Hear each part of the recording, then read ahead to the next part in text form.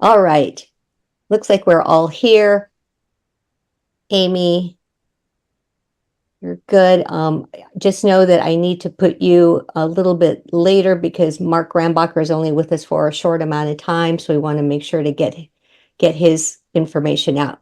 All right. Not a So it looks like problem. we are recording. It is Tuesday, October 22nd, 2024. This is the meeting of the Affordable Housing Trust in Littleton to establish a quorum. We have myself, Matthew Bartlett, Marianne, Angus, and Mark Rambacher. So we have a quorum to begin our meeting. I would like to thank our newest trustee, Marianne here. Welcome. Thank you. It's a pleasure to be here. Look forward to working with everyone. Likewise. Marianne is appointed by the select board. And so since we are getting started a little bit late, I'm going to go ahead and keep us moving along. We have a couple of action strategies that Mark Rambacher needs to address with us because he's going to then go off to an in-person meeting. And so, Mark, we are going to go ahead and have you start talking about strategy 2.4, which is the Tehadawon Road project. Sure. So we've been in negotiations with Habitat, but there's been negotiations and whatnot going back and forth between Town Council, Affordable Housing Trust, and Habitat. I think we're pretty close to finalizing that agreement. There might be a few minor details or things to work out. Anna pointed out one of the things that's not actually in. We have the two agreements. One thing that's not physically in the agreement right now is that the cap on how much we'll spend. So we'll get that added back in to be $100,000. So that we don't have to have another affordable housing trust meeting to proceed. The suggestion is that the trust authorize me and Anna to continue the negotiations with Habitat and Town Council, providing there's no substantial changes to the agreement that we have in place. Does that sum it up pretty well, Anna? Yes. Yes. Yep. What is everything about that? Do we need a motion for that? I believe so. Okay, I'll make a motion to entrust Mark Rambacher and Anna Houston to work with Town Council to approve the agreement with Habitat. And I will second that motion. Okay. All those in favor, Matthew? Matthews, yes. Bartlett? Bartlett is yes. Marianne? Yes. And Angus? Yes. Mark? Yes. And myself is a yes. Thank you, Mark. With that said, however, I did want to ask if anybody had any comments, going into that conversation with Town Council. And I mean, you all had an opportunity to look at both of the agreements. Does anyone have any specific comments that you wanted to share? I don't. No. Pretty boilerplate. Okay. That's Marion, if you haven't seen the agreements, I'll get you a copy of them. If they're not in, I think they're in the packet, but I'm not positive. But I can get you a copy of them. Yeah, I did get a copy and I have a printout here. So thank you for thanks for that. Okay. All right. So it looks like everybody's good. Okay. And so as Mark said, unless it's something very significant, then we'll proceed to move forward. Habitat wants to have the agreement signed quickly so that they can proceed with their fundraising and with a plan for construction starting in the spring. So. Okay. Great. We'll keep everyone apprised. All right. The next item then, if we're ready to move on, Mark, if you would like to talk about the grant that was awarded to Littleton. Sure. So if you remember back in, I think it was May, we applied for a one-stop grant for $120,000 over 2 years so that we could do help seniors and affordable housing applicants stay in their homes, do home improvements for them, you know, like the water heaters or shower bars or things like that. So we were awarded the grant for $120,000. So now we have to finalize how we want the process by which we want to allocate that money and so forth. So speaking with the town administrator, one suggestion he had is that instead of just a flat out awarding the money, we have some kind of an agreement with the homeowner, basically, that would allow us to recoup the funds should they sell their house at some indeterminate date in the future. And the idea being there that if we got the money back, we could continue to fund this for a longer period. We haven't worked out any of the details. I'm not sure what's allowed in the grant or whatnot for that. So this is a work in progress on some of that. We also need to talk with Liz and the EHS staff on how they would like to vet candidates for us, how we want to start publicizing it. So, but we have the money, so now, or we will have the money. I'm not sure exactly when the checks will come through, but we have the money to start working this out. So we now just have to work out some of the details. And thank you, Mark. I did want to say that Bartlett had a meeting with some folks, some of the staff in town, so he can share more. But I think it's really terrific, and Mark and anyone else who worked on this deserves a great deal of thanks for putting that forward, and it was awarded to us. So I think that's really great. Sue, thank you so much for joining us. I'm so sorry. It looks like you were in the waiting room. We had some trouble with Zoom tonight, so Well, I'm so sorry about that. that's why I was late getting in, because I had trouble getting in too. And anyway, okay, I'm here. I at least heard everything. Okay, good. Oh, so when you're in the waiting room, you can hear everything? Okay. I did, yeah. Okay, great. And then I believe that John Peachy is there, and so based on what Marge said, should we promote him as well to panelist? I think they can hear everything as an attendee. They just can't speak without raising their hands. Okay, got it. Right. Thank you. All That's right. at least what I experienced sitting in the waiting room. Okay, thank you. Mhm. So with that said, Bartlett, would you like to share what your conversation was with the folks at Town Hall? Sure. I met with the building inspector and the town administrator and Maren and Lucia. And we talked about this program, which I think everybody's excited about. One of the things we have to decide is how big our grants, what's the maximum grant that we're going to do.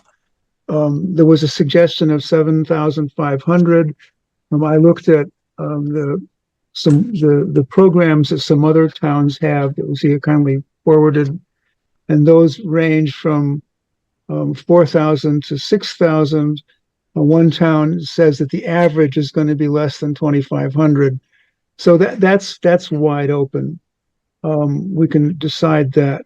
The intention is to do critical home repairs, as Mark mentioned, hot water heaters or broken windows or roof repairs, or anything that makes the house livable for the resident. And the other category is the things to make it easy to age in place.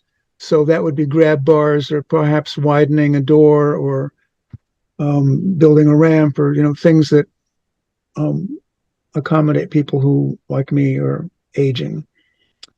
The rest of us are getting younger. Well, I missed that memo, I guess. There's quite a variation on the payback issue. The town administrator wanted to have it so that that for a variety of things, we would collect the grant back, particularly if the house was sold. A lot of towns have, if it's sold within the first year, um, um, my personal opinion is that we shouldn't have a buyback, or we should limit it to a year or 6 months or something. Because I think having that in there, would make it difficult for some of, the EHS clients to accept this program if they thought that they were going to have to pay it back. There's also quite a lot of variation on income criteria. Generally, it's a percentage of AMI in the towns. It ranges from 50% to 100% all over the place. The value of the home generally is maxed out at the median house price that year. We talked about what kind of contractors, and we decided that all contractors doing this work have to be licensed and insured and all that stuff. And that the homeowner has to get at least 2 bids or proposals, that can be reviewed by, EHS and perhaps the AHT. And what came out of the meeting was an agreement with the building commissioner that, when a contractor has been chosen and the program is the work is identified, that there would be a meeting, but with the homeowner and the contractor and the building inspector or building commissioner, to sort of go over the project and identify all the different things that needed to be done and what the rules and regulations are. So I think that would make it a fairly, reliable, system. I think we agreed to have the sort of like the LRAP program, that our checks would be issued to the builder at the completion of the job, not to the homeowner. Some towns have a requirement that you can't reapply within a year, or some not at all. So I mean, that's another issue that we should talk about.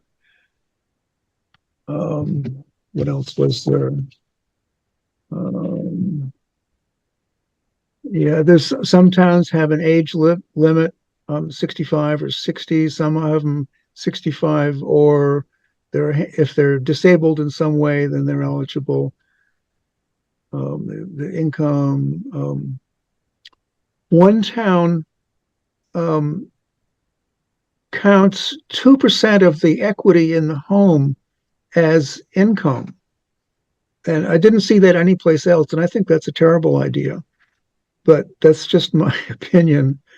And there's some variety about, what assets are included, to be counted if there's an asset limit, which generally there isn't, but in a few cases there is, and I think, as we discussed with LRAP, that's an issue that we should discuss and decide.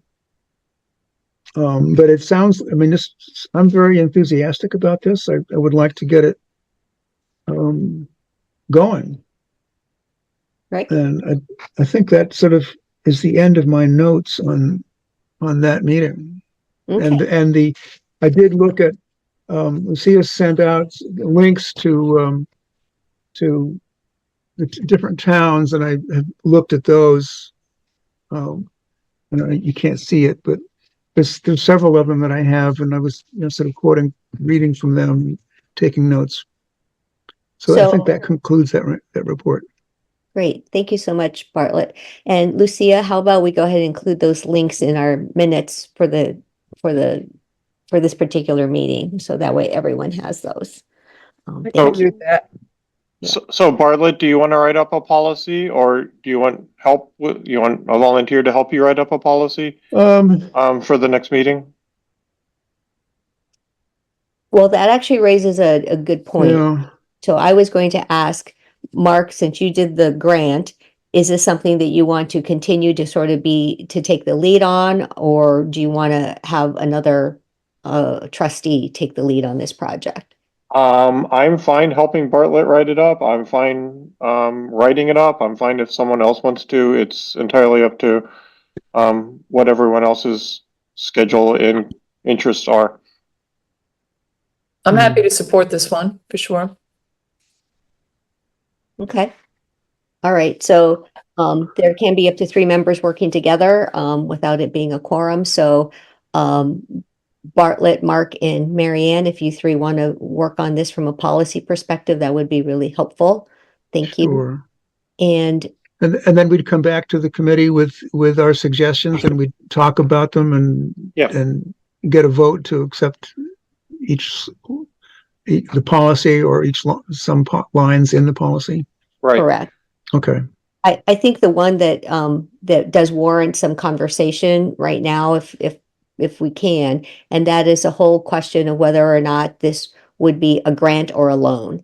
And I think because Yeah. it is a pretty big component of this. I think the original thought was that it was going to be a grant. Town administrator had indicated to me that other towns do it as a revolving loan fund. So that way, when a home is sold, that money comes back to the town and that money can go back out to another homeowner for Right. doing more repairs. So I will just open it up to everybody to get your thoughts. Okay. It strikes me that that would incur a great deal of overhead paperwork and bureaucracy on this process that I don't think any of us were thinking. I think in my mind, this was supposed to be a very quick and easy way to help people out. I don't have any, Yeah. objection to getting that money back. But maybe a much more informal way of asking people to pay it back when they're able, or something as simple as that would be more Yeah. effective and more in the spirit of what I thought we had signed up for. Yeah, the state has it set up as a grant program, and while I think technically it's possible for the town to do it as a loan program, Maren was very much opposed to the loan program just on the basis of the paperwork involved. I mean, she held her hands up, 2 feet apart for the paperwork for the loan, and held her hands, 2 inches apart for the paperwork for the grant. So, I mean, that's a voice from the town. I'm gonna have to run in a minute, but I also will share the sentiment that I think the grant is a better solution.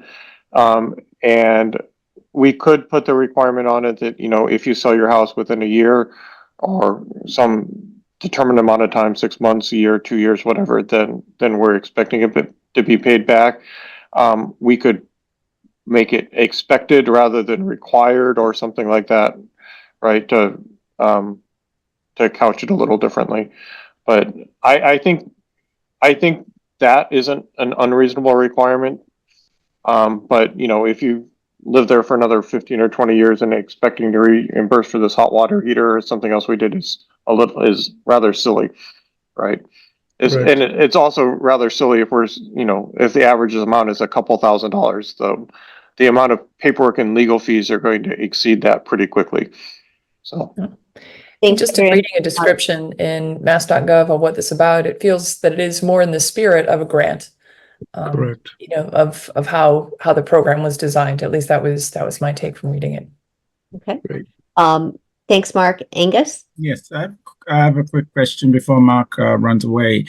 Who will be the custodian of the funds when they do arrive? Because that's a key question regarding everything we do here. If we have to go to CPC or town hall to get a little bit of money just to do a grant work or No, I believe they were awarded to the Affordable Housing Trust. It's definitely not CPC. Okay, so it's definitely going to be in our hands, and then we can just Correct. read it.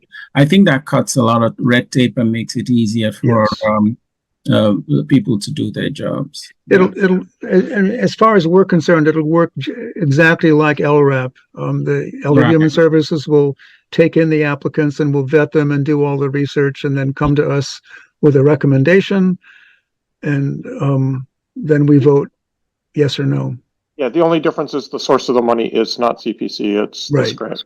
It's a state grant that will be in our bucket under the treasurer's So- desk. So I have to drop off real quick before I go. Bartlett, I might be over at Durkee Friday afternoon looking for the well. If I'll let you know. Okay, Okay, great. thanks, everybody. Thanks, Mark. All right, so, and Sue, would love to hear from you, your thoughts on this question. I agree with what seems to be the consensus that it should be a grant and not asking people to repay. Perhaps if the house were sold within 6 months or a year, I could go along with that, but definitely it should be a grant. I think this is all very exciting. It is exciting. Yes. And we look forward to being able to, as Bartlett and Marianne, you think about this, and Amy as well, I think we should also think very thoroughly about how to promote this to the community, right? As an example, we have lots of community events that go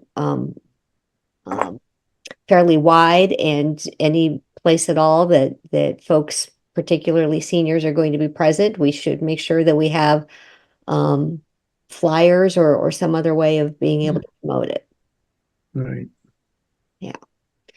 So I think some of those comments or questions that you had brought up, Bartlett, are the ones that you and Marianne and Mark, if you can think those through and then come back to us with something in writing that we can react to, that would be great.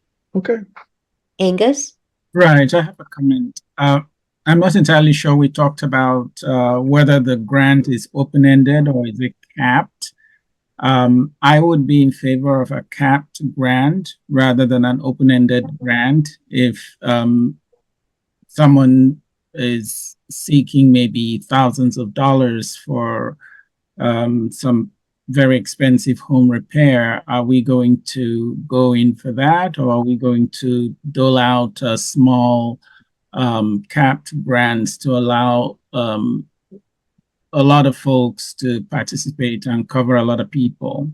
Yeah, I think Yeah, the grant- all of the programs have a maximum grant size, and 7,500. Yeah.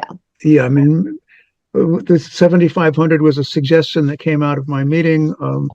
The most Well, of the actually, that's towns. what we wrote, Bartlett, that's what we wrote in the grant.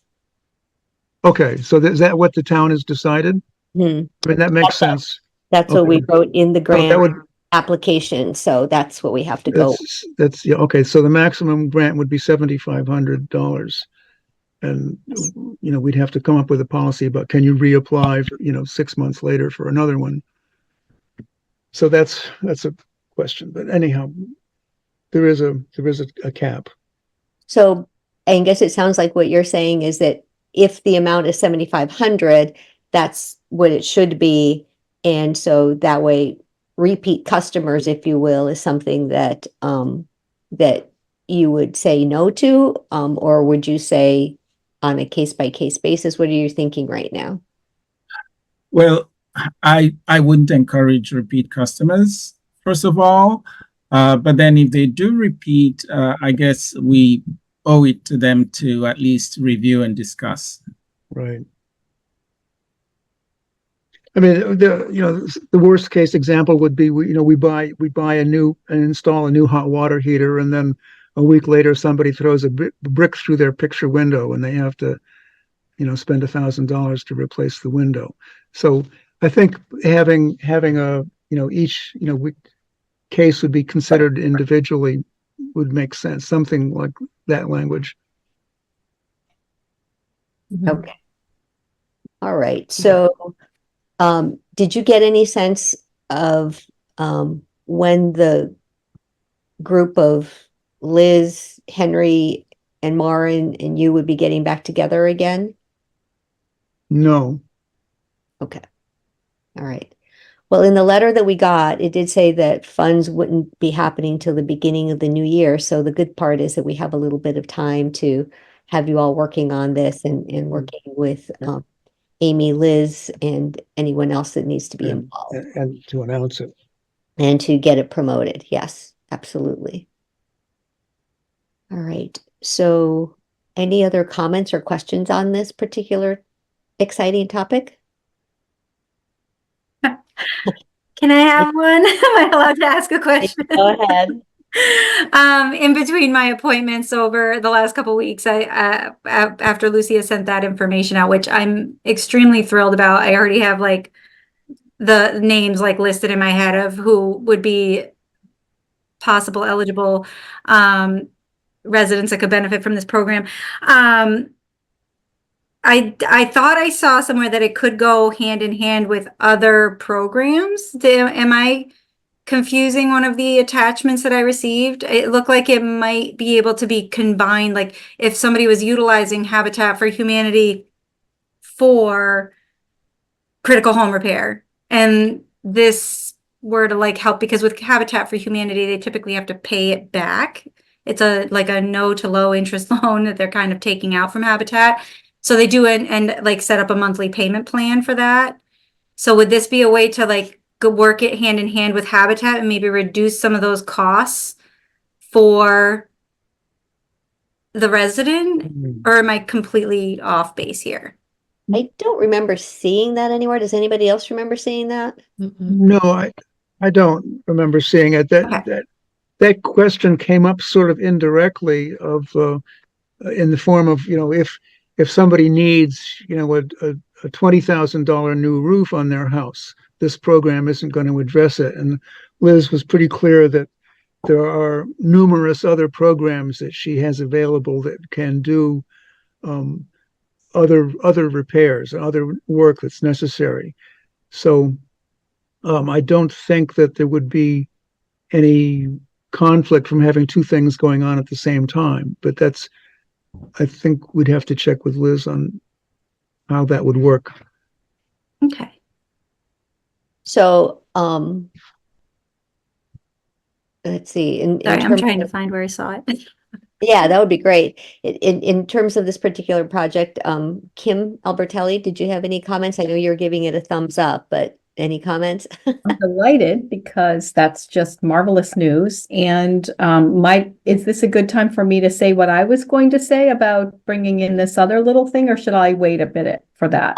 So I think if you want to just say what it is, so Kim Albertelli is a former member of the Affordable Housing Trust, and she has some exciting news to share. So this is just like an FYI. So a friend of mine who owned his own inspection company for quite some time is an elder now, and he has written this book. It's called Are Mom and Dad Safe? And he and I are basically going to take it on a road show for all the local senior centers, and just to the point of lots of people need to know what it is that they need to do to stay in their homes. And then the grant could piggyback on that, and we could really help really nicely with, don't spend it on that and repair something that's not going to serve you, but spend it on this. And we might be able to really work nicely together. Great. Thank you. I'll reach out to you because I'll want to come and visit. You do great. that. Thank you, Kim. I'm glad that you're still going to continue to work on this very important issue. And I mean, the bottom line to it is we all had discussed this back at the end of the springtime, and we said, if there's some way that we can help seniors or folks who are disabled to be able to stay in their homes longer, then we should try to do that. So that's what this whole grant is all about. And if we can help some seniors stay in their home in Littleton, I think that's a big win. So thank you. So Anna, one quick question. Bartlett had mentioned, seniors or, disabled folks. Was that part of the grant as well? And I'd be curious to get Amy's perspective on that too, based on the broad range of folks that you see. Is that something, should it be limited to folks who are, over 65, or do you think there'll be others who could use the funds? In my personal opinion, I think that there are folks that are under 60 and disabled that may benefit from this program as well. I think that it should be I think it would be wonderful if it kind of mirrored the idea behind the TREAD program, where it helps those that are under 60 and disabled, they have a state identified disability, and those that are over 60. Okay. That's my personal feeling and professional. So, and I just wanted to add that based off of what Kim was just saying about the mom and dad, it's focused on the seniors. So that's why I mentioned seniors. But in looking at the grant, again, everybody has a copy of it, but it sounds like it's income qualified households. So so Mary Ann, to your point, I don't believe it excludes folks who aren't seniors. I was just commenting on that because of what Kim had mentioned. Okay. Yeah, and I think Bartlett mentioned some other towns have it too, so I guess that will be part of the guidelines that we'll present. Yeah. Yeah, I mean, some towns have an age limit and some towns don't. So Mhm. I think we can choose whatever we want. Yeah. And I think income qualified and is probably the best screen to use. Yay. Well, great things are going to be happening. I'm sorry, Anna. Sorry, I did see, I found what I saw earlier today. So I saw information, it's 2.9 and 2.10 in the, strategy 4.1. This whole, I think it's the one that you held up. It says applicant match and then other match funding sources.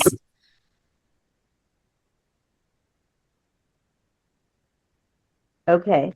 That's why I was asking that question, because to me, it reads that like they could possibly do work in conjunction with other So, sources. right. So if you're looking at 2.10, Mark identified it as no, it's not working with other matched funding sources. And then is that the one you were talking about, 2.10? Yeah, I think so. Yeah. So it can't do that then. Well, based off the application, No. Okay. No. Oh, okay. I'm seeing it now. It's down on Yeah. the next page. I apologize. Okay. My Yeah. mistake. that's okay. Better to talk about it and then be sure. But, at this point, I'd say if there's anything worth exploring, then explore it because you just don't know, right? One of the things that has to happen as per the letter, the official contract needs to be done with the town administrator. So if that's something that you want to see if it's viable, talk further with Bartlett and Marianne about it. Okay. So let's keep going. And Amy, you're kind of up in reference to LRAP. So do we have any new applications to review this time? No new applicants this month. Okay, that's sad. I always want new applications. And then you have a revised application. Could you just tell us what was revised in this latest version? So I believe that the only revision I had made to this one was the changing it to being from like going to Liz, it would be coming to me. So I would be the point person for it. And I think there was an older version that we had that was still listed with Liz, or I believe that I wanted to eliminate that from going back to her. And then changing the verbiage on the income documents, I believe, which was for the federal tax return, being the most recent tax filing, if applicable. Because I believe that was something I had mentioned during another meeting. I don't know if it ever was approved and I had received the revised copy. Do you have page number on which that changed language is? Because it didn't come in red line, so we're just not sure what. Oh, okay. I believe it's page 6 is where it's the list, the supporting documents list. Uh-huh. I'm used to working with 2 screens, so working from a laptop is very challenging. Yes, I know what you mean.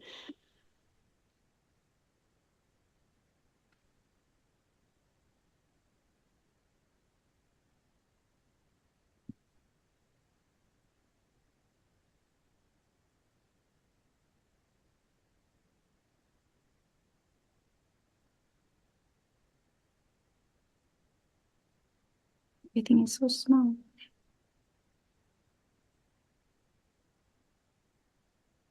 Yeah, so on page 1, it would be Amy DeMichael, Assistant Director, being the who the completed applications are submitted to, and then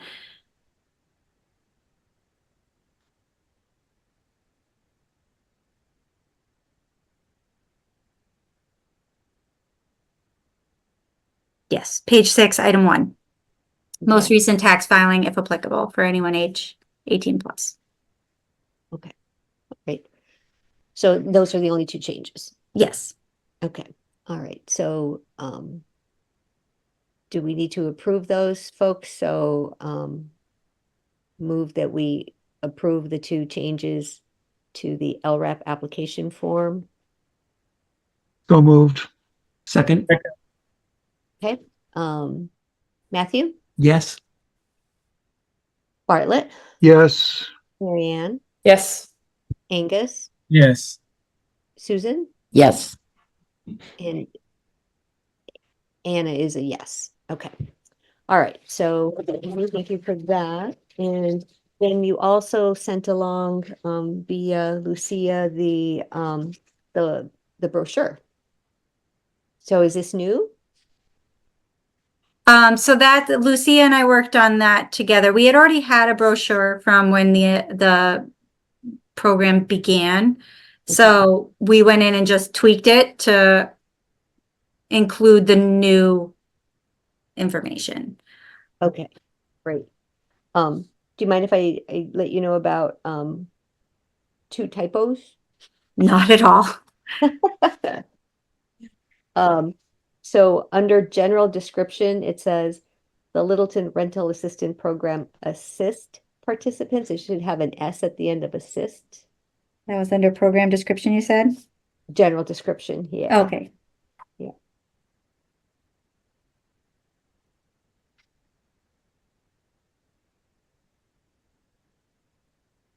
And then under unit eligibility, just capitalizing the A under MA for Massachusetts. But I thought it was very helpful. And again, just wondering, is this a kind of brochure that we could have out like at, say, during town meeting, next Tuesday when people go and it's just sitting at the table with all of the other documents, just so that people are aware. Mm-hmm. Yeah, we could get some printed up. Yeah, get some printed up and then just put out there. Because you never know where people are going to see it and go, oh, wait a minute, I know somebody who would need that. Can I ask a question about the about LRAP? Sure, So go ahead. I'm familiar with it from working with Amy in the past, and it's a great program that that we've had a lot of folks use in the past. I saw the details on the ranking, but it seems that it's an open cycle, so you can apply throughout the year. So how does the ranking work if you're not looking at all applications at the same time? Do you just address them one off, or I guess if you never hit the full budget, it doesn't really matter. That's exactly what's happened so far is we haven't hit Okay. the full budget and I don't recall ever turning one down. So I think it's more of a measure. If we did get into that position, that we could see someone with 3 points and say, well, I'm sorry, we don't have the funds to do that. But so far that hasn't happened. Got it. Okay, thank you. Have we ever turned one down? No. Well, I have when they haven't met the eligibility Mm, criteria. But this group has not. No, Yeah. no. We haven't turned any down, but we have provided more guidance around information. So we've questioned. We've questioned some of them. Yeah. Great. Well, thank you for all this work, Amy, and for the future work on the grant. No problem. Happy to do it. Is there anything you'd like And to I share? think that were you able to see the flyer and were those sent out? Those I think were sent to, right? The flyer and the Facebook post, did those need to be approved before using them? I don't think we saw those. Lucia, did those get sent to us at some I point? did not send out the web page post because Oh, okay, all right. it was just text that needed to be tweaked. Okay. Okay. Well, if you feel like you need anything reviewed, just send it by me, okay? Okay. Alrighty. Thank you so much. Thank you. All right, so we're going to move on to strategy 2.1, item D, about the Durkee Farmhouse. D is for Durkee Farmhouse, and Bartlett is full of information. So we have the well to talk about, the perk testing, and then the visit with the Historical Commission. Right. The visit with the Historical Commission was kind of interesting. They walked through the house and they spent a little bit of time in the barn.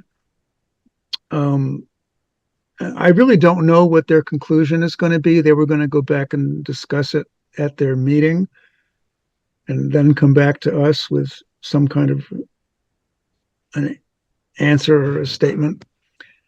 I don't think there's a lot of obviously historical important stuff up in the habitable spaces.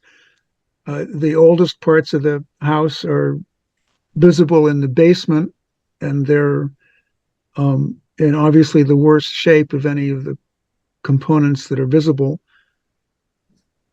So they're aware of that and the financial implications of that, because replacing the first floor framing is a big deal.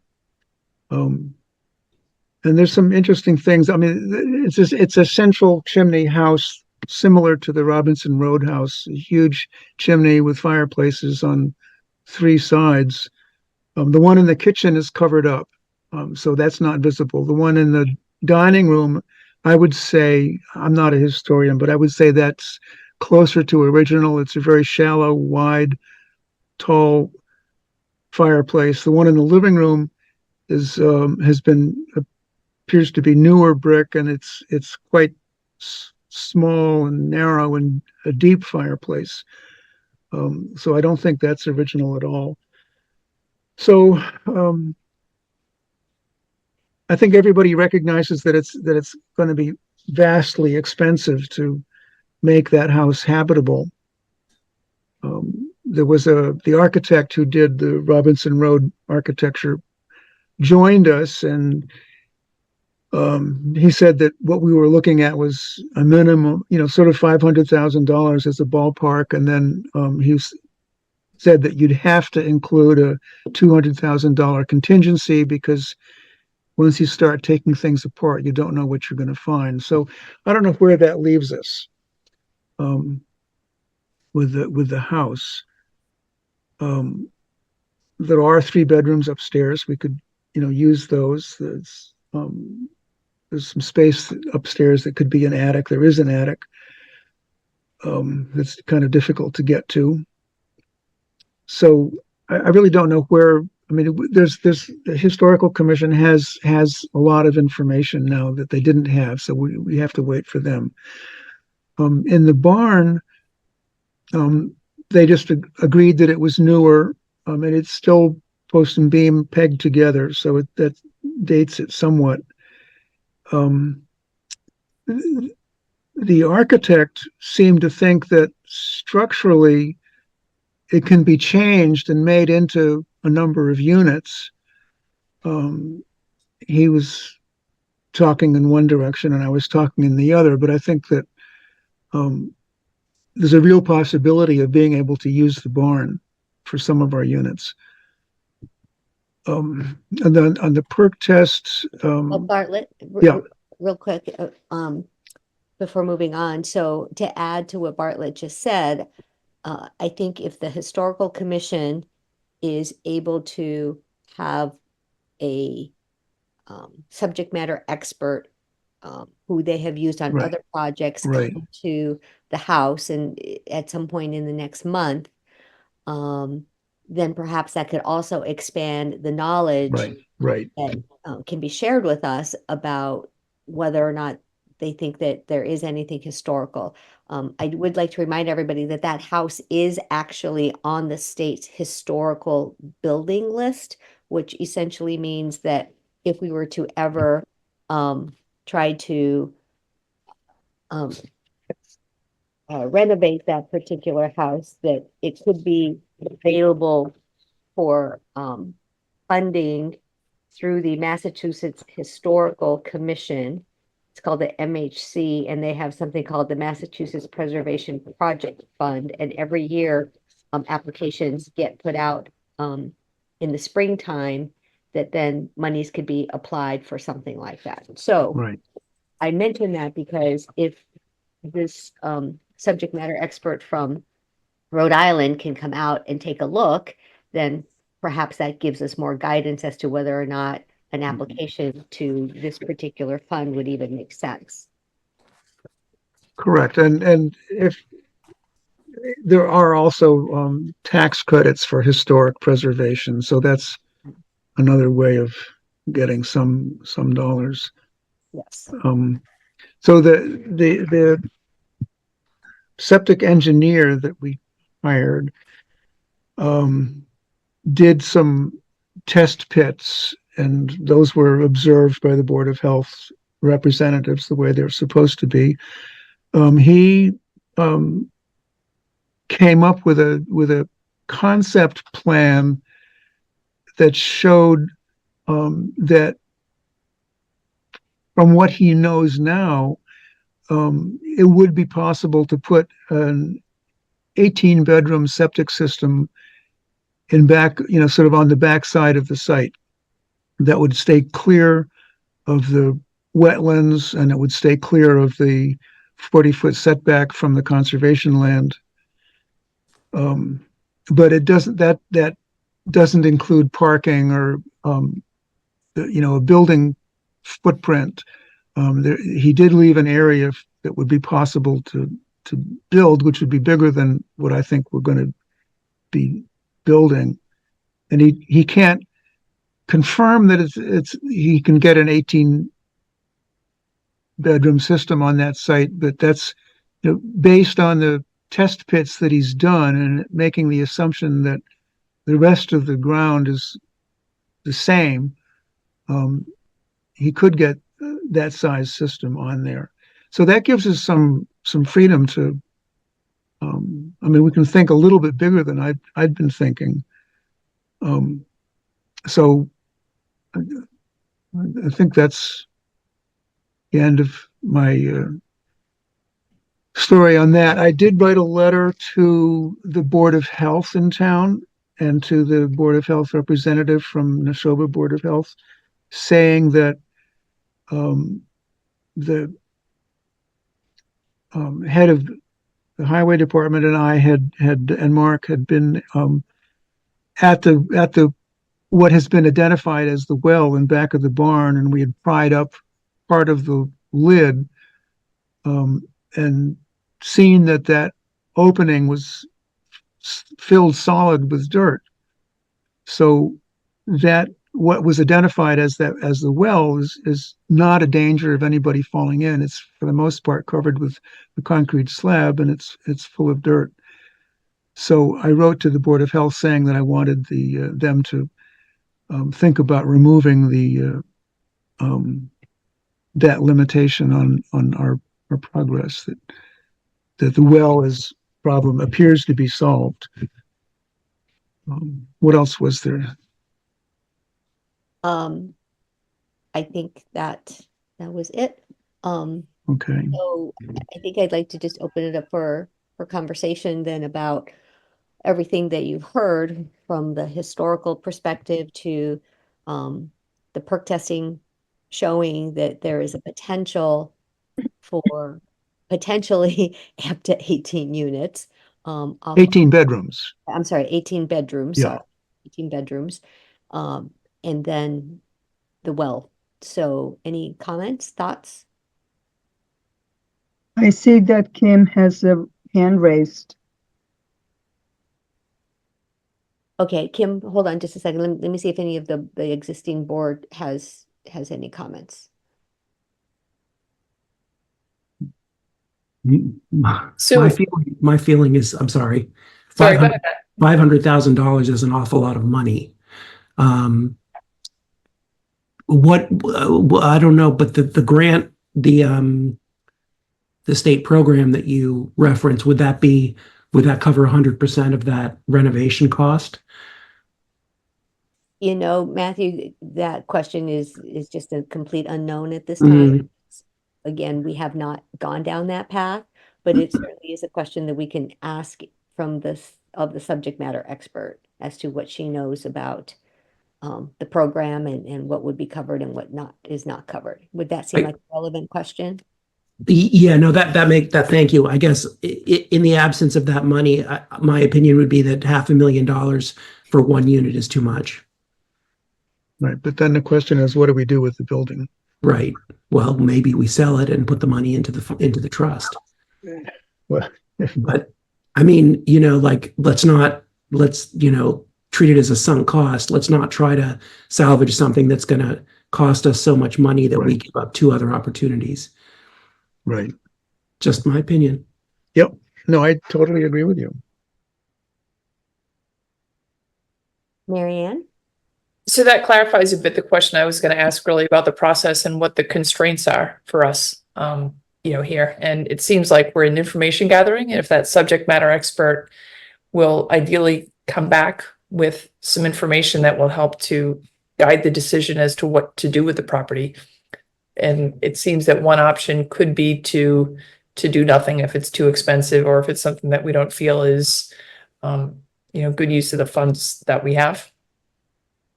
So, being that you are a new member, we haven't had a chance to talk about the path that got us to where we are here with the Durkee Farmhouse. And so we as a board, when we agreed to go ahead and take it on last December, when the title was transferred over to the town, we said our mission for the Durkee Farmhouse is to try to dispense of it, not so much in terms of selling it or demolishing it or anything else, but rather we need to move on it. And so we want to move on it as quickly as possible so that it is not a cost to the Affordable Housing Trust. So from that perspective, any of those options, not demolition, but any of the options of how to dispense of it are up for discussion at this point. I hope Thank you. it's all open still. And because this is technically our first and second projects that this trust has done, with Tehadawon Road being one project, this being another project, we are all still making our way through understanding what it takes to actually see a project through to fruition as well. So I hope that's helpful. Very helpful, thanks, and it makes perfect sense. Angus? No comments. I share Matthew's sentiment that it's a bit on the expensive side, and it could tie up funds and time for years to come. Where the historical board is involved in projects, then it tends to slow things down quite a bit too. So time is money. It is. It is. Susan, how about you? I I would agree with what Matthew said and Angus said too, that 500,000 is sort of a hard pill to swallow at this point, but I'm not sure that I have a solution either. I think wait till we hear more from an expert and what the program might include that would help us. Okay. Thank you. Kim, thank you for your patience. Absolutely. So adjacent to this property is one that none of you will see on the market quite yet. It's a friend's listing. It is at number 237 Foster Street. It's almost on 2 acres and it's a little cape. And I didn't know if knowing about that and then how that works with this land might have any barrier. It's a little time capsule. It's a cape that is very outdated. The current price is $725, which I can't imagine it will get. So I'm going to go see it on Thursday. And if anybody wants to tag along, I will make time. Is that across the wetlands from our house, our I property? think it is. And I haven't looked, I didn't look at both things. So- came in and I thought, Yeah. "Oh, I think I should mention it So it's between Balsam and the train station. beside the train station. Mhm, Yeah. Okay. mhm. So a question about the potential of 18 bedrooms in the barn. Was there any discussion of how much that would cost? Is the barn easier to renovate? I wonder if there's some solution that involves creating essentially a condo in the barn and using the house as either a community center of some Right. sort, or we donate it to Parks and Rec, or I don't know. So in order to do that, you probably have to lift the roof, which is what Joe Cataldo just did on Robbins Road Lift the roof of the house or the barn? barn. Mm. So we're talking $500,000 easy there too. Okay. But at least you could get like 18 bedrooms out of it. Well, we can get Or that's just the septic. 4 or 5 or 6 units in the barn, Okay. depending on how you cut it up. But I think, if you're willing to live with a 7'6" ceiling, you wouldn't have to lift the roof off. But it would still involve a major restructuring of the interior. It's mostly just beams flying around in space, but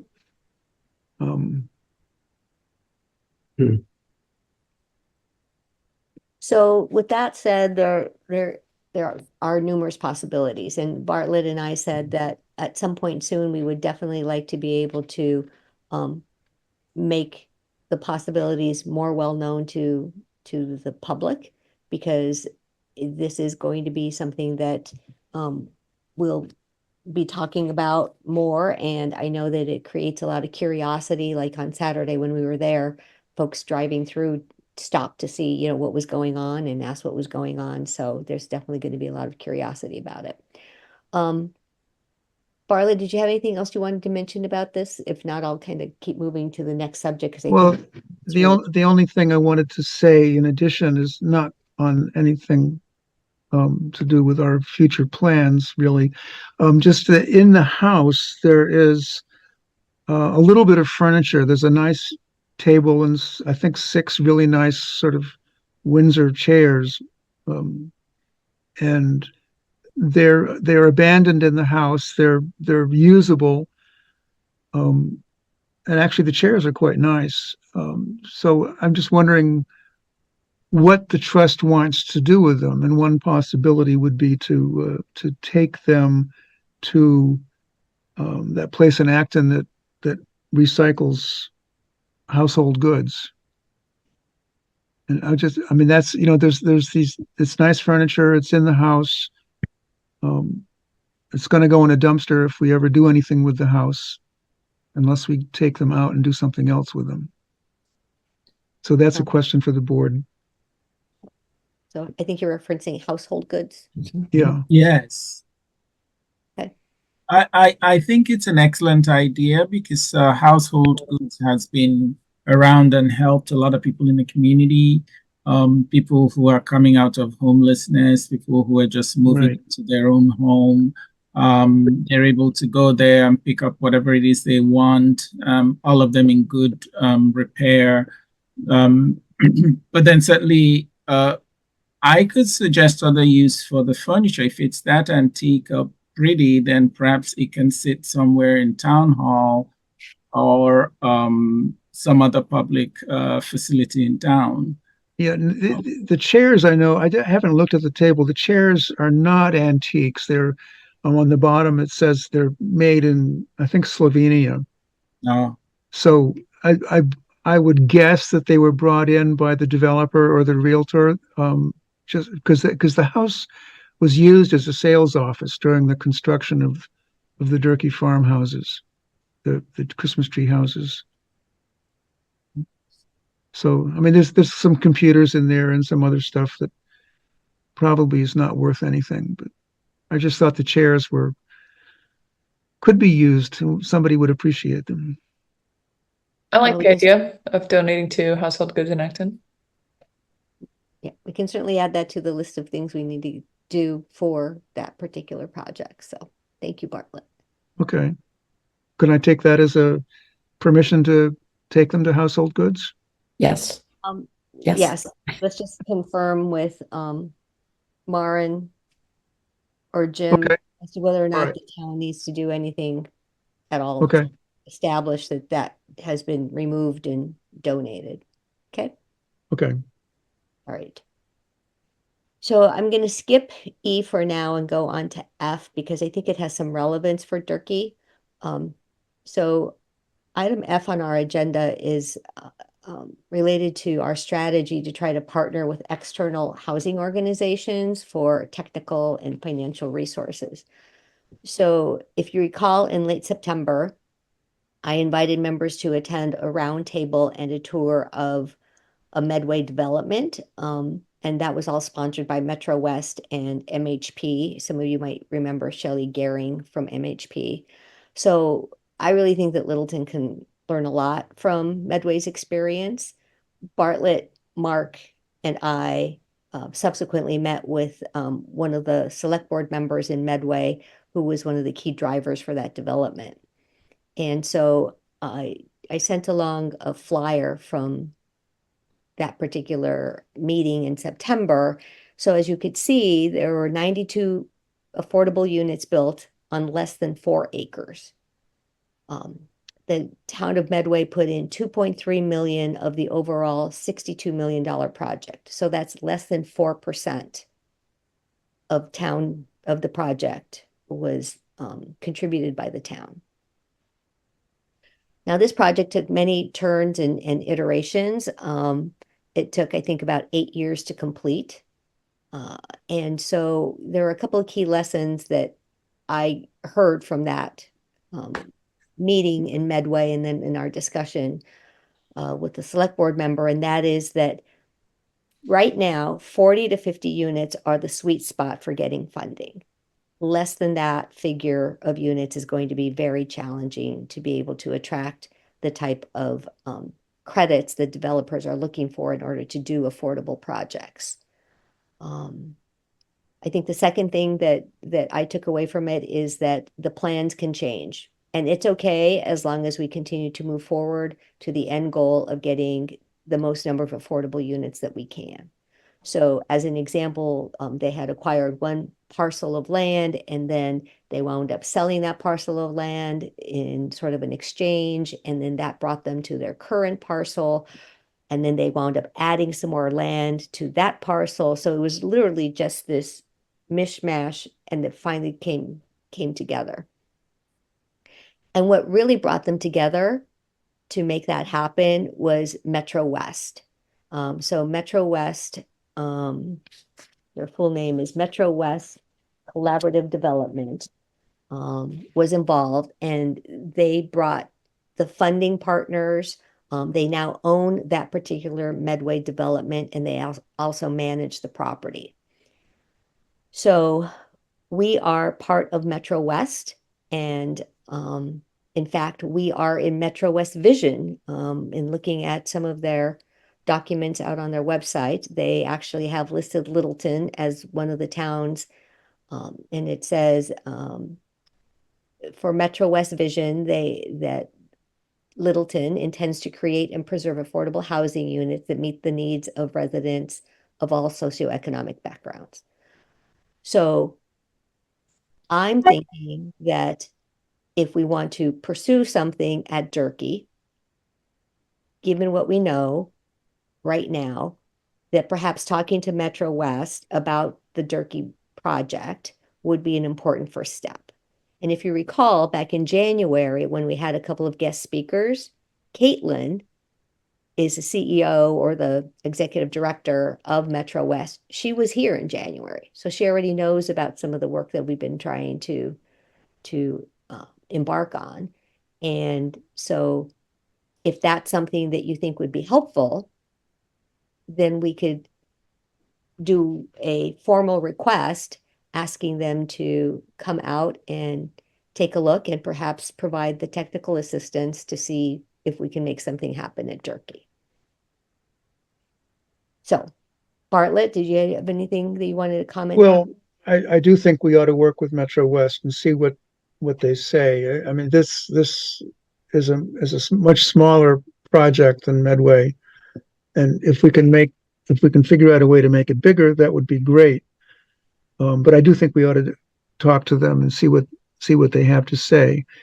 And I just want to add that I think, given the number of units and the total cost of that project, that does work out, according to my math, to roughly $675,000 per unit. So I'm just saying that as a reference point, that developing housing is very expensive.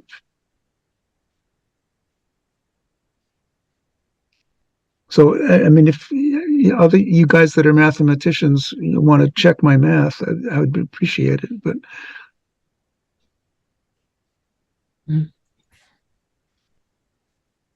So this whole conversation goes back to, how are we going to spend the money, right? We were Right. asked a year ago by FinCom, well, what are your goals? What are you spending the money on? We came up with our goals and we've been working toward our goals, but we still haven't pinpointed precisely where we're going to put that money.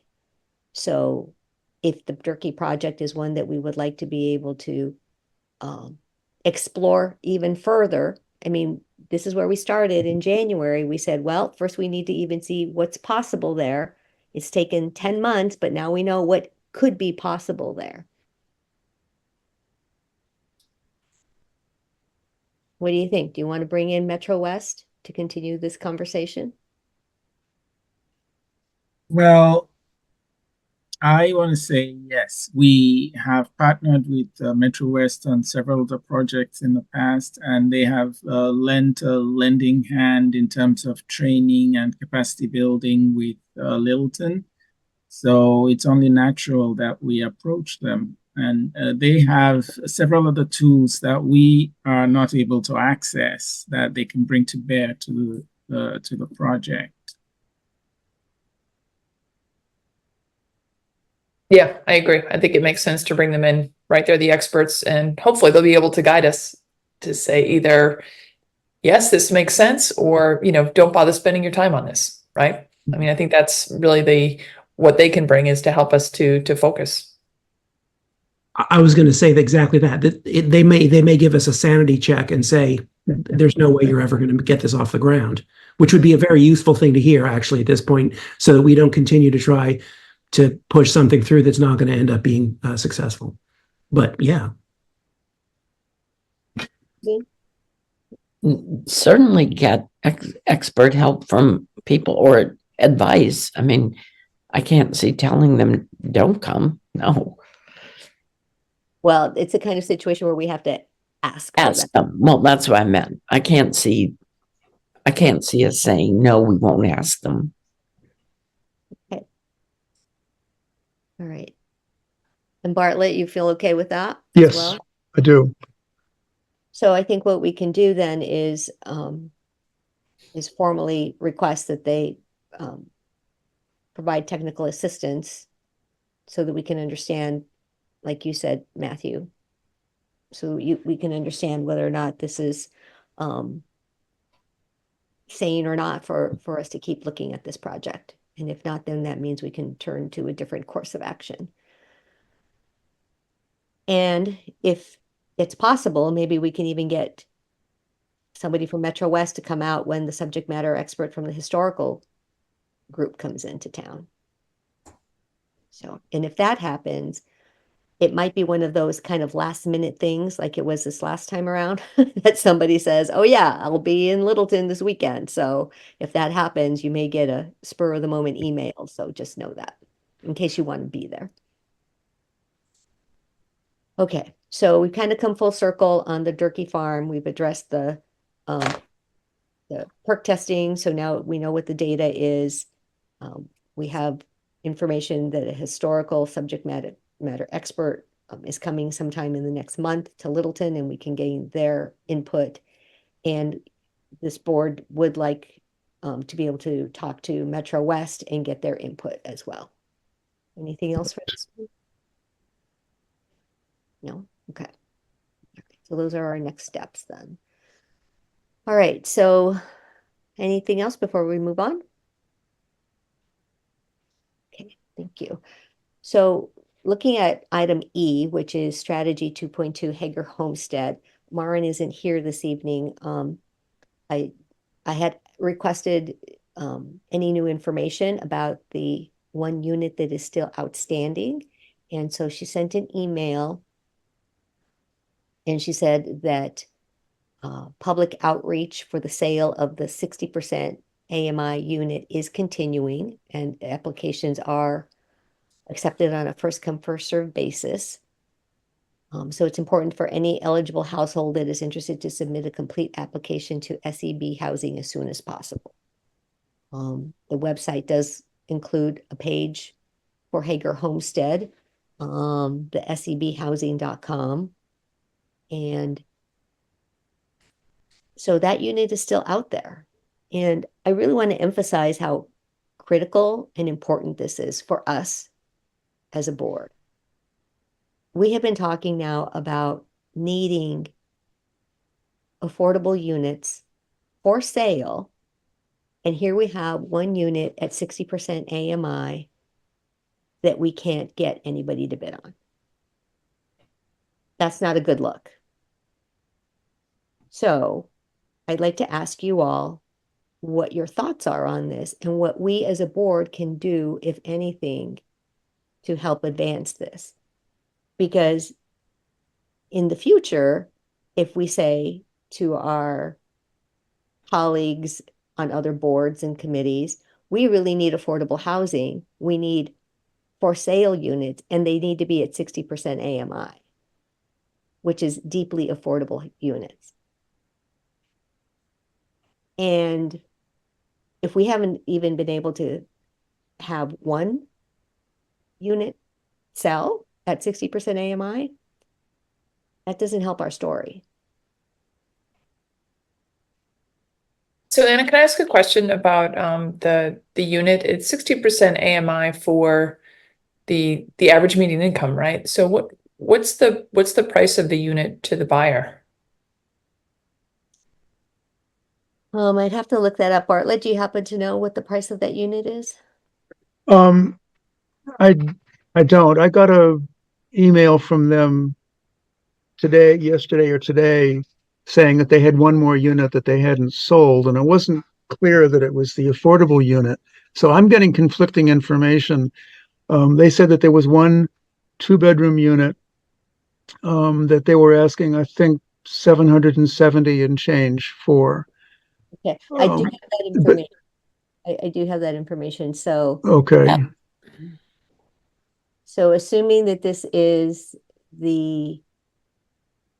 okay, so for the 60% AMI, a one-person household income limit would be 62,538. A two-person household income limit would be 71,472. And I can put the link. I don't know if I can put the link in the chat. Does this allow us to do that? I don't think it does. So I can email that link to everybody. The unit that Bartlett's referring to is a fair market value unit. That's not the affordable. The affordable one on some flyer we had did have the price. And I don't know if I've got it right here or not. I could go. I think we had what it was going to be for the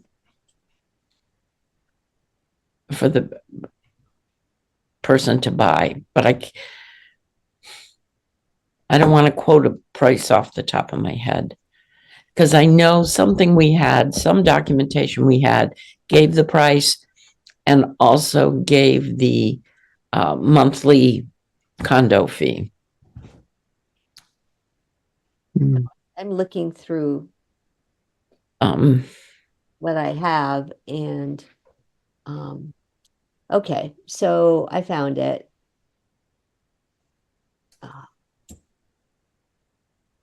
the affordable sales price at the 60% AMI is 163,300.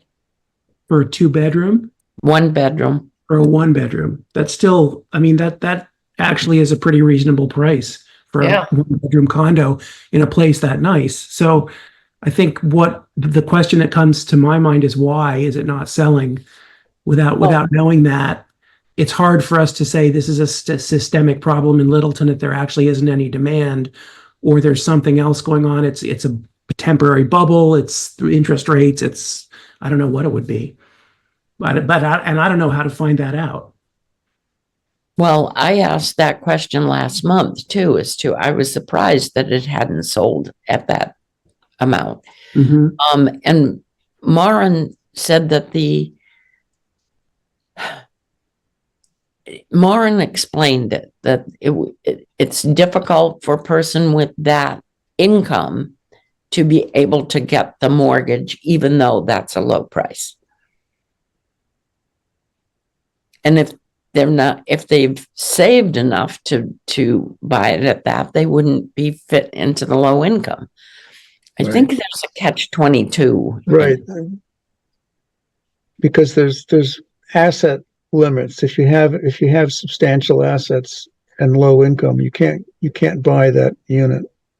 Right. So it's a very small demographic that fits. And with whatever you gave us the figures for the income, probably no lender would give you a mortgage for, I mean, Yeah. I'm not in banking business, so I don't know, but I remember last month Maren saying that it's really a very small window that people to fit into being able to get a mortgage and still fit all the other requirements. So, Marge, do you have any comment on this? Well, no, the only thing that entered my head is that I don't know.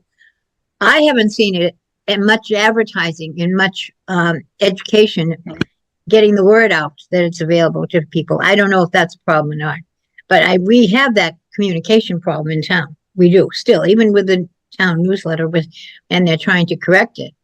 But I don't know. That could be a part of it too. That's so shocking to me. I haven't been paying that close attention to things. That's why I'm here tonight. But, yeah. Well, the unit has been for sale since. Yeah.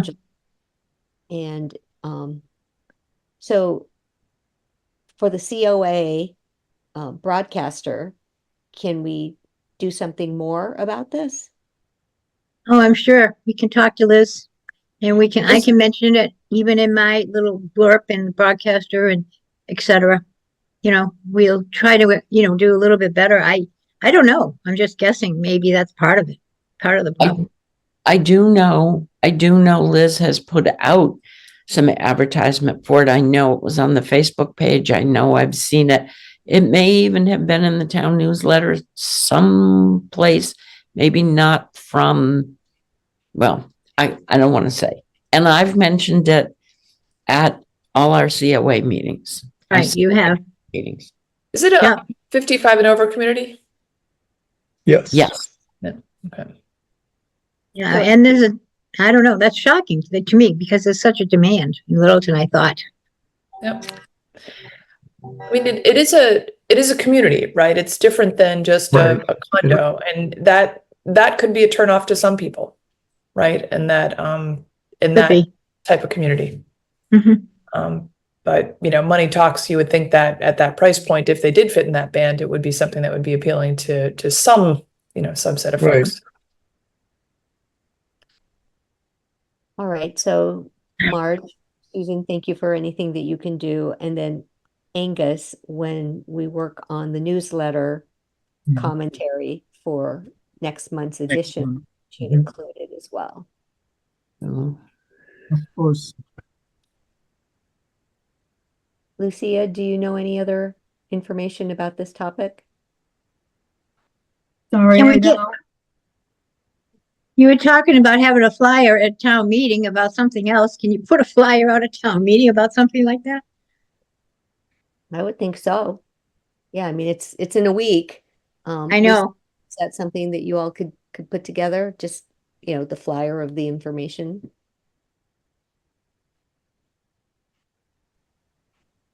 Do you think you and Maren could work on that to have something ready for town meeting, Lucia? I can bring it up with Mara and see what we can do. Okay, terrific. So Marge, Susan, will talk with Liz, Angus will write something up, and we'll see if we can get something at town meeting. Okay. Do we know, or can we find out, is like, have there been people apply but just don't meet the requirements, or just no? I don't know. That could be a question Lucia could talk with Maren about, is have individuals applied but then been turned down? Is that what you're saying? Right, either just turned down, or maybe they were successful but then couldn't get the financing or whatever. Right. In one of my phone calls, I called on their brochures. There's a number you call to contact them, which is somebody's cell phone. And at one point, that person told me that there were purchase and sales completed on both affordable units. So I don't know whether she was misinformed, or there was a purchase and sale and it fell through for some reason that I don't know, but it's a confusing situation, and it's difficult with the rules. Well, it's very important for us to understand what the dynamics are, because if we move forward to want to have affordable for sale units, we just need to understand if this is going to be indicative of problems in the future. Yeah. Okay, thanks everyone for that conversation. So now I guess we can move on to board business. And this is where everybody who might have something to share, whether it's an update or any other type of board business. So Lucy, I'll start with you. Do you have anything that you would like to share with us? Just that I've been looking at the application and the guidelines for the small grant program. I'm excited to be working on it. It's a lot of fun. It's a good project to be involved in. And I wanted to mention that we have an invoice from the Housing Consortium for Q1 for $380. And just ask that if we can go ahead and submit that payment. The Housing Consortium, the Assabet regional one? Correct. Okay. Yeah, I haven't seen the invoice. If you could just send it to me, but Certainly. I can, yeah. Okay, great. Thank you. Thank you. That's it. Great. Bartlett, anything else? No, I think I've said my piece. All righty. Oh, I mean, if anybody wants to go see the Durkee house, I am able to get the key and to get in on a day or so's notice. So that's an invitation. Angus.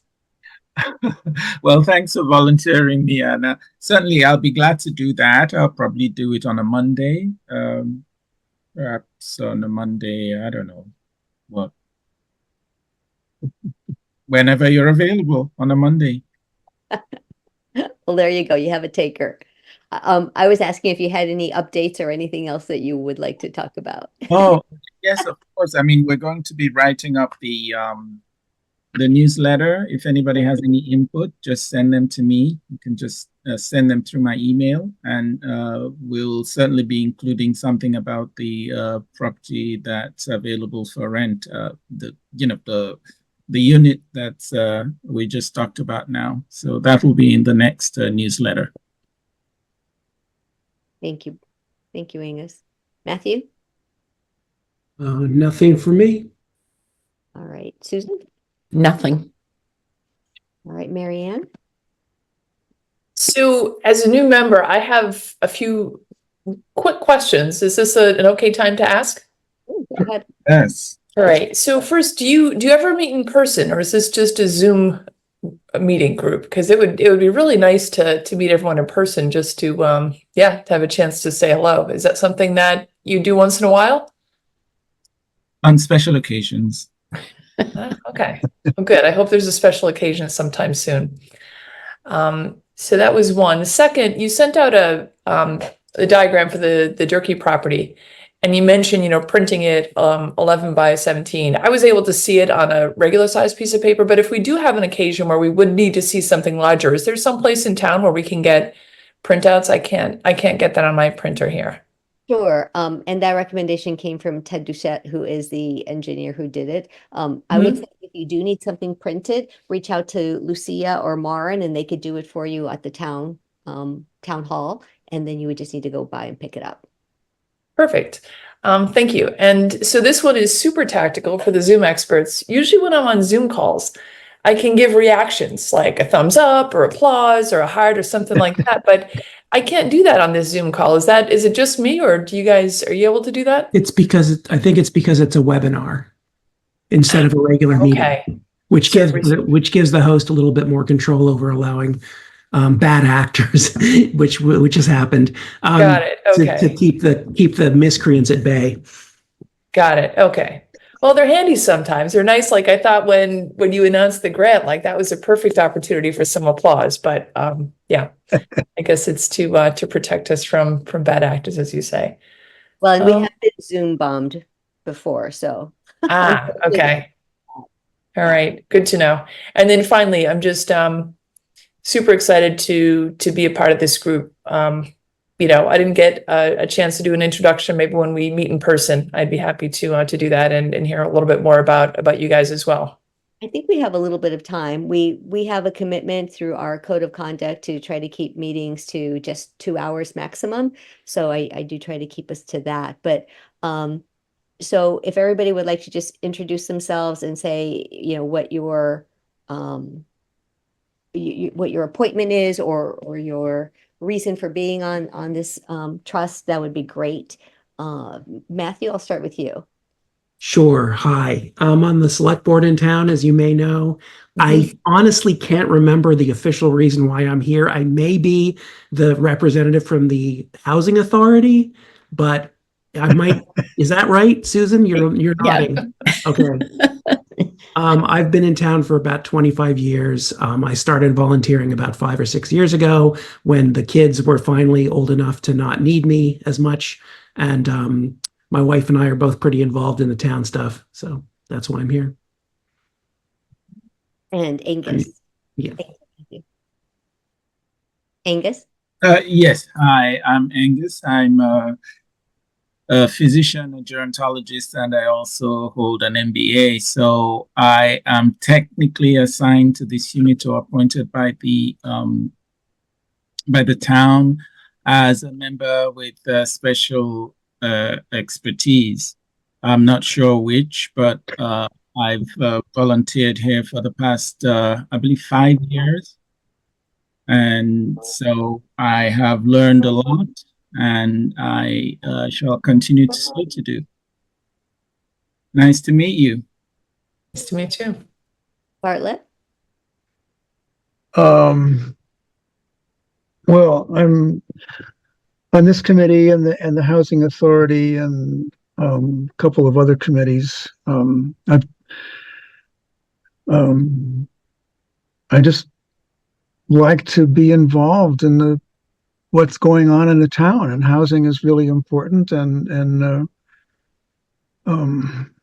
I'm also on the planning board and we're working on getting housing here for that. And I mean, this sort of complements the scale of the planning board stuff. I mean, that's big and this is small. I like to be involved in projects and I like to get my hands dirty, which is why I was crawling around in the attic of the Durkee house. Yes, you were. Susan, how about you? Hi, I'm Sue Melander. I'm on the COA board and I'm the board's rep to the Affordable Housing Trust. Thank you. And Anna Houston, and I am appointed by the town administrator. And so I've been on for, I think, a little over a year and a half, almost 2 years, maybe. So the big reason why I wanted to be on is because affordable housing is a topic that we need housing that's affordable for everyone. And being on the planning board as well, I see opportunities there to be able to try to get more housing that is affordable. And the Affordable Housing Trust, I was attending meetings just as a resident, and I wanted to be appointed because I felt that we needed to be very focused on what it was that we're working on. And so that's why right now we're working on a project by project basis to try to make things change in Littleton. We are above our SHI, the What's the housing index? Inventory, inventory. Yes. something housing inventory. It's not something, it's another. Subsidized housing inventory. Even though we're above 10%, by all accounts, from reports I've looked at, reports I've done, there is still a great need. And so we created the action plan with this group of folks here to be able to establish where we've been for the last 5 years, the funds that have been accumulated, and then where we want to be able to spend that money over the next 5 years. So you've come in at a terrific time. And how about you? What brings you to us?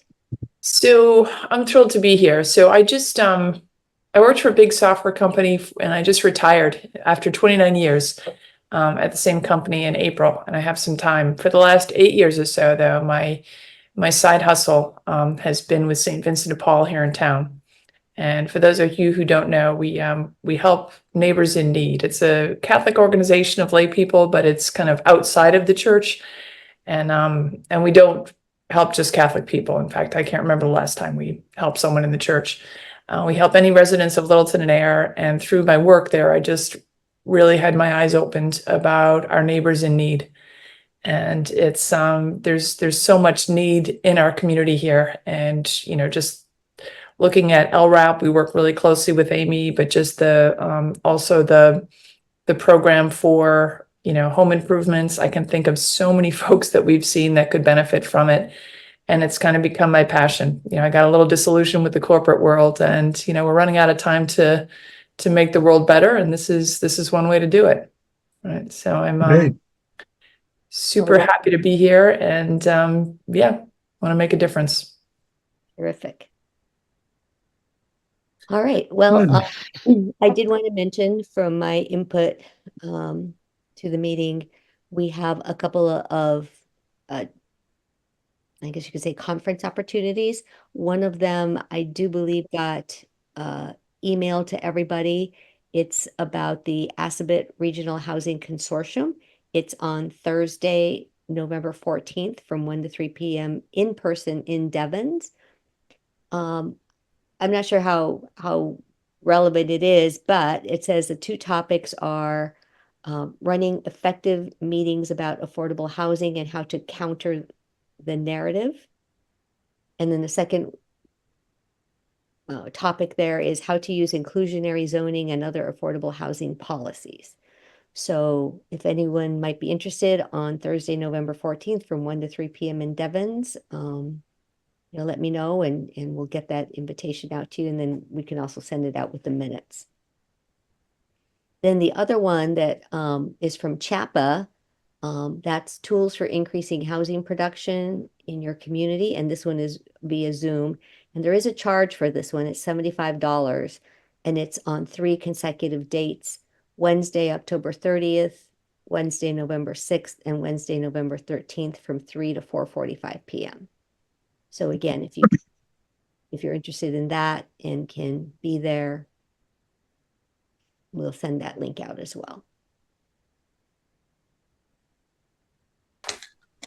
And then the final thing that I wanted to share is earlier this evening, I could see in the participants area, there was the name of a woman named Emma Hamilton. I don't know if anybody knows of her family. So Emma went through the town clerk because she is currently in her 3rd year of law school, and she is working on affordable housing as a topic. And so I asked her what she wanted from us, and she said because she grew up in Littleton, she wanted to be able to talk with us about what we're doing. She probably got a good earful. She was on for quite a long time.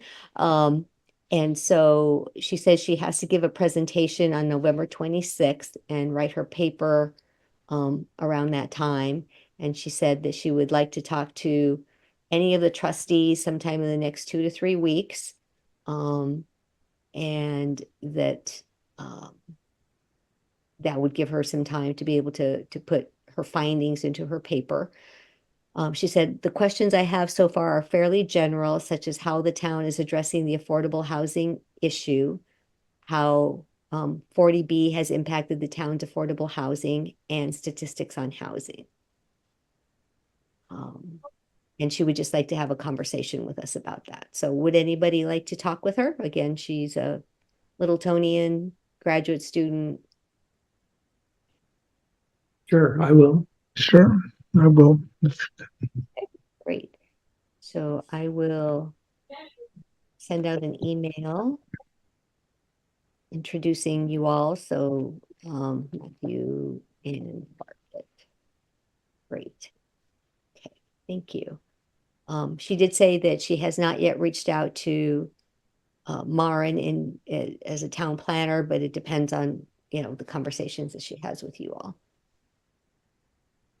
All right, so if nothing else there, then we can move on. Last month, we voted on the minutes of August 21st, which was the work session with seniors about the economies of downsizing. And so we voted on the minutes, but apparently, my apologies, Lucia was not at that meeting. I thought you were at the meeting, but Lucia was not present at the meeting. So the new minutes that were sent to you remove her name. So can I please have a motion to vote to approve these minutes? So Thank you, Angus, Susan. All right, and then to vote to approve those, Matthew? I'll abstain because I was not present. All right, Bartlett, Bartlett votes yes. Angus, Yes. Susan, yes, Mary Ann, you, Also was a present, right? So I don't think I vote on this. Anna is a yes, so that gets approved with 4 members. Thank you. And then we have the minutes of the September 17th meeting. And then, Lucy, I just have one change that I want to mention, and then I'll open it up in case of any other comments. So Kim Albertelli attended that meeting on September 17th as a guest, as she was no longer a trustee at that time. So her name just needs to be moved from the members present to the also present line. Okay. Any other comments or questions on the minutes of September 17th? Yes, I have one change that I would like to make. Down at the bottom of page 1 under next steps, it says Harvey will follow up with Mr. Doucette. Harvey continued indicating the site of the well is known to be, and I want to change between the house and to the word behind, because the well is that I was talking about and that all the fuss is about is supposedly behind the barn and not between the house and the barn. There was another well between the house and the barn, but that's a dry well and it's only 18 inches deep and it's not an issue. Okay, so you're saying that you actually said what you just said instead Yeah, of in between right. the- Okay, So, but on the record, I want the minutes to reflect what I've written to the Board of Health, that the well in question is behind the barn.